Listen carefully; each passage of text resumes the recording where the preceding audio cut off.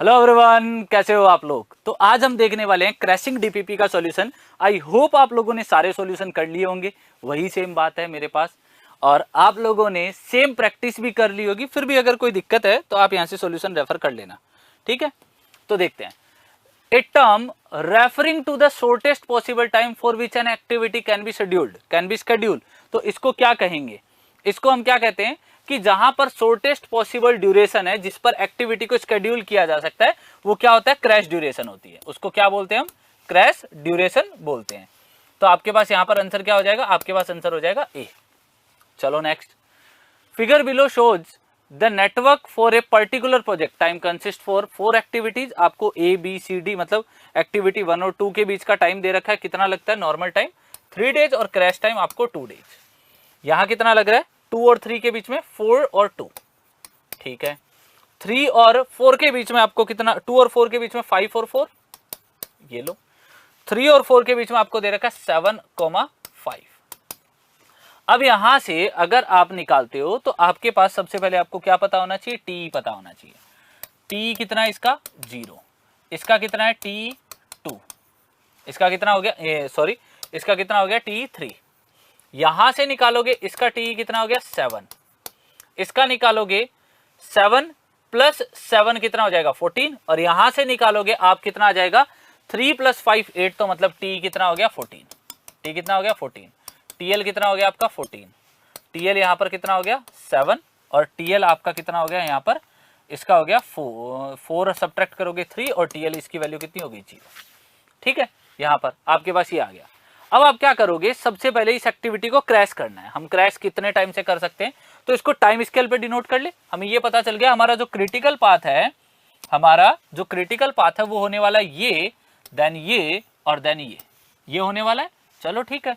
अब हम critical path को यहां पर हम क्रिटिकल पाथ के अलोंग हम इस एक्टिविटी को क्रैश करके देखते हैं क्या आता है। हमारे पास में एक एक्टिविटी, दूसरी एक्टिविटी, तीसरी एक्टिविटी, यही था 1 2 3 फिर 4। यहां पर फोर्थ भी था। तो यहां पर हमने इसको लीनियर स्केल पर रिप्रेजेंट कर दिया। यहां पर हमें कितना दिन लग रहा है? इन दोनों के बीच में 3 दिन का टाइम लग रहा है। तो ये आपका यहां से लेके 0 से लेके 3 डेज का टाइम हो गया। तो आपको यहां पर कितना दिन का टाइम लग रहा है? 3 दिन का। यहां पर आपको कितना लग रहा है? यहां पर आपको कितना लग रहा है? 4 दिन का। तो यहां पर 4 दिन का आप 2 दिन में खत्म कर सकते हो। 3 दिन का काम भी 2 दिन में काम खत्म कर सकते हो, पैसा बढ़ेगा बस। यहां पर आपके पास क्या है? 7 दिन का टाइम है। यहां पर आपके पास कितने दिन का टाइम है? 7 डेज का टाइम है, और इसको 5 दिन में आप खत्म कर सकते हो। यही कर सकते हो, ठीक है। ये आपका 2 से 4 का जो रिलेशन है, इसको आप खत्म कर सकते हो। 4 दिन का टाइम है, आप इसको खत्म, 5 दिन का टाइम है, 4 दिन में खत्म कर सकते हो, ठीक है। हम क्या करें? सबसे पहले अगर मैं एक्टिविटी 1 और 2 को 1 डे से ब्रेक कर दूं, एक्टिविटी 1 और 2 को मैंने क्या किया? 1 दिन से ब्रेक कर दिया, ठीक है। मैं यहां पर 1 दिन से इसको हटा सकता हूं, हटा दिया तो मेरे पास ये 2 दिन में ड्यूरेशन हो गई। इसकी नई ड्यूरेशन है वो मैं व्हाइट मार्कर से लिख देता हूं। 2 डेज इसकी नई ड्यूरेशन हो गई। अब मैं यहां पर एक ही दिन को ब्रेक कर सकता हूं। देखो ध्यान से, अगर मैं यहां पर बात करूं तो 5 और 4 ही है ना। यहां पर मैं इसको 7 5 है, 5 4 है, ठीक है। अब देखो ध्यान से, यहां से यहां तक जाने में, यहां से यहां तक अगर मैं इससे जाऊंगा तो ये ड्यूरेशन कितनी होगी? 8 डेज होगी। पहले हम इसको नहीं ब्रेक करके, चलो इसको ब्रेक करके देखते हैं, सिर्फ इसको देखते हैं। यहां से मेरे पास 5 डेज की ड्यूरेशन, यहां देख रहा हूं तो 11 दिन। तो मैं इसको 2 दिन से तोड़ दूं, 3 और 4 को 2 दिन से ब्रेक कर देते हैं। तो मेरी जो 4th नंबर है वो यहां पर शिफ्ट हो जाएगा, और ये 5 दिन में खत्म हो जाएगा। तो अब मेरी जो यहां पर इसका जो रिलेशन बन के आएगा वो कुछ ऐसा बन के आएगा। ये अब 7 दिन की बजाय अब मेरी कितने दिन में होगी? 5 दिन में। तो 2 दिन और कम हो गए, ठीक है। अब मेरे पास इसको ब्रेक करने के लिए कुछ भी टाइम नहीं बचा। क्लियर? यहां पर अगेन मैं इसको 2 दिन से ब्रेक कर सकता हूं, बट ओवरऑल ड्यूरेशन 5 से एक्सीड नहीं होनी चाहिए, ठीक है। इसको मैंने फिर यहां पर कितने दिन से ब्रेक किया? इसको 1 दिन से और ब्रेक किया। तो इसको मैं 4 डेज की बजाय मैं इसको 3 दिन में कंप्लीट कर दूं अभी भी। तो मैंने टोटल कितने दिन तोड़ दिए? 1 दिन और तोड़ दिया, 3 दिन तोड़ दिए टोटल। चलो अब यहां पर मुझे इसको ब्रेक करना होगा 1 डेज से, इसके साथ में 1 डेज से इसको मैं ब्रेक कर दिया। 1 डेज से इसको ब्रेक किया तो यहां पर मेरे पास क्या आ रहा है? अगेन 2,2, और यहां पर कितना रह जाएगा? 4 डेज। तो मतलब 1 और 1 दिन इसके और ऐड हो गए। क्लियर है? यहां तक इतना ही ब्रेक कर सकते हो आप मैक्सिमम 5 दिन से। तो आपने क्या कर दिया, ब्रेक कर दिया। अब आप यहां से कर भी दोगे तो कोई इफेक्ट नहीं आएगा। तो मैक्सिमम आपने जो इसको ब्रेक किया है, मतलब आपने इसका जो क्रैश टाइम अवेलेबल करवाया है वो कितना अवेलेबल कराया, आपके पास ड्यूरेशन कितनी थी, 14 डेज। 14 डेज से आप मैक्सिमम इसमें से 5 दिन कम कर सकते हो। तो आप ये काम कितने दिन में कर सकते हो, 9 डेज में। और 9 डेज का जो आंसर है वो देख लो, 9 डेज आंसर है क्या, 9 दिन में मिनिमम टाइम रिक्वायर्ड, ये आंसर आपका हो जाएगा। 9 दिन से कम टाइम में नहीं हो सकता।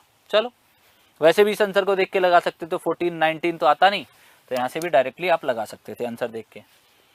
क्रैशिंग इज क्या होता है, क्रैशिंग का मतलब क्या होता है, reduction in duration, reduction in resources, और हमारे पास प्रीवियस आंसर क्या है, ए आया। चलो, reduction in resources, reduction in cost, फिर आपके पास आ गया रिडक्शन इन प्रोजेक्ट साइज। तो आपके पास यहां पर आंसर क्या हो जाएगा, क्रैशिंग में हम क्या कर रहे हैं, कॉस्ट में रिडक्शन कर रहे हैं, रिडक्शन इन ड्यूरेशन कर रहे हैं, रिडक्शन इन रिसोर्सेज कर रहे हैं, रिडक्शन इन प्रोजेक्ट साइज कर रहे हैं।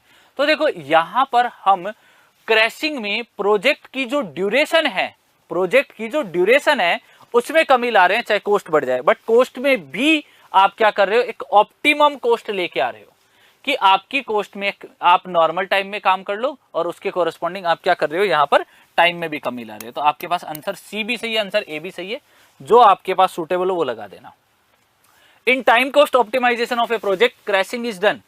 टाइम कॉस्ट ऑप्टिमाइजेशन प्रोजेक्ट में क्रैशिंग किस लिए की जाती है, on the all activities, on all activities, on all the activities laying on the critical path, और फिर only on activities laying on the original critical path and having a flatter cost slope, on original critical activities those क्या दे रखा है, those that become critical at any stage of crashing in the order of ascending cost slope। ठीक है, आपके पास क्या हो जाएगा, time cost optimisation में हम क्या करते हैं, टाइम कॉस्ट ऑप्टिमाइजेशन में on the all the activities laying on the critical path, जो आपके क्रिटिकल पाथ में जो एक्टिविटी आ रही है आप क्या करोगे, उसी को क्या करोगे, क्रैश करोगे। तो यहां पर आपके पास बी आंसर इसका हो जाएगा। चलो, economic saving of time results bye crashing. Economic क्या बोल रहे हो आप, economic saving of time, economical saving कर रहे हैं। क्रैशिंग में हम क्या कर रहे हैं, चीपेस्ट क्रिटिकल एक्टिविटी को क्या करवा देंगे, क्रैश करवा देंगे। जिसकी जो आपकी सबसे सस्ती एक्टिविटी है उसको क्या करवा दोगे, जिसका कॉस्ट स्लोप आपकी, मतलब जो सबसे सस्ता काम हो सकता है जिसमें आपकी क्या हो जाएगी, कॉस्टिंग बहुत कम बढ़ेगी, उसको क्या करेंगे हम, वहां पर उसको क्रैश करा देंगे। तो आपका आंसर हो जाएगा ए। कॉस्ट स्लोप क्या होता है, cost slope of the direct cost curve is given by, क्या होता है आपको पहले भी बता रखा है कि आप इसमें से क्या चेक करोगे, 4 ऑप्शन होने चाहिए, क्रैश कॉस्ट होना चाहिए, नॉर्मल कॉस्ट होना चाहिए, क्रैश टाइम होना चाहिए, नॉर्मल टाइम होना चाहिए। चारों चीज जिस ऑप्शन में वो लगा दो। तो यहाँ पर आपके पास ए आंसर भी नहीं होगा, बी भी नहीं होगा, सी भी नहीं होगा, आपका आंसर क्या हो जाएगा, डी आंसर हो जाएगा। चलो, in time corresponding to minimum total project cost, total project cost में क्या होगा, in time corresponding to minimum total project cost, between किस किस के बीच में आएगी, आपके पास कोई भी टाइम है, टोटल प्रोजेक्ट कॉस्ट के कोरस्पॉन्डिंग नॉर्मल टाइम और क्रैश टाइम के बीच में आएगा। ठीक है, टाइम किस किस के बीच में आएगा, नॉर्मल टाइम और क्रैश टाइम के बीच में एग्जिस्ट करेगा। आंसर हो गया आपका डी। चलो, फॉर एन कंपनी एक्टिविटी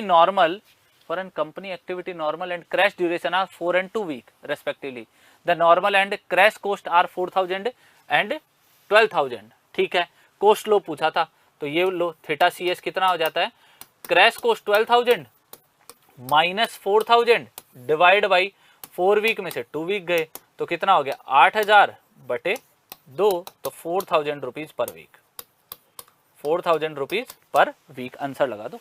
तो ये हो गया आपका बी आंसर, आपको इसका हो गया। चले आगे, चलो, the time cost optimization using CPM, the crashing of activities along the critical path is done starting with the activity having least cost slope होना चाहिए। ये आंसर हो गया, कॉस्ट स्लोप क्या होना चाहिए, लिस्ट होना चाहिए। चलो next one, the time of completion of an activity which can not be reduced further irrespective of cost consideration, वो आपकी कौन सी एक्टिविटी होती है, वो आपका क्रैश टाइम होता है। क्रैश टाइम पूरा होने के बाद में कोई भी एक्टिविटी हो, आप उसका क्रैश टाइम अगर पूरा हो गया उसके बाद उस एक्टिविटी की ड्यूरेशन को और कम नहीं कर सकते हो। तो आपका आंसर हो गया ए।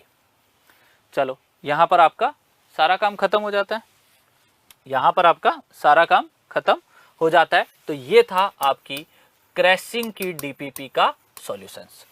तो आज के लिए इतना ही, मिलते हैं हम नेक्स्ट सेशन में। Thank you so much guys, bye bye everyone.